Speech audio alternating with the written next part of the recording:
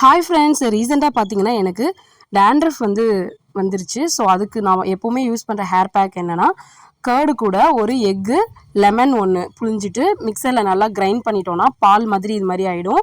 அதை நம்மளோட ஹேருக்கு அப்ளை பண்ணி 20 மினிட்ஸ்க்கு அப்புறம் வாஷ் பண்ணணும். இதை ரெகுலராக 3 டேஸ்க்கு ஒன்ஸ் யூஸ் பண்ணணும். ஒரே வாஷில் டேண்ட்ரஃப் போயிடாது. ஒரு 3 டைம்ஸாவது நம்ம யூஸ் பண்ணணும்.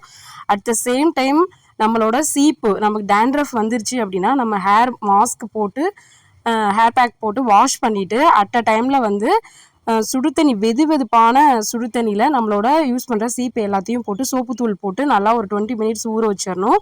ஒரு 20 மினிட்ஸ் ஊறினதுக்கு அப்புறமா ப்ரஷ் வச்சு நல்லா க்ளீன் பண்ணிட்டோன்னா அந்த டெட் செல்ஸ் எல்லாமே நமக்கு சீப்பில் இருந்து போயிடும். அப்போ தான் அகைன் நம்ம சீப்பு யூஸ் பண்ணும்போது நமக்கு டேண்ட்ரஃப் குறையும் கொஞ்சம் கொஞ்சமாக. அதே சீப்பை க்ளீன் பண்ணாமல் யூஸ் பண்ணும்போது திரும்ப திரும்ப டேண்ட்ரஃப் தான் வரும். கண்டிப்பாக இதை ஃபாலோ பண்ணுங்கள். தேங்க்ஸ்.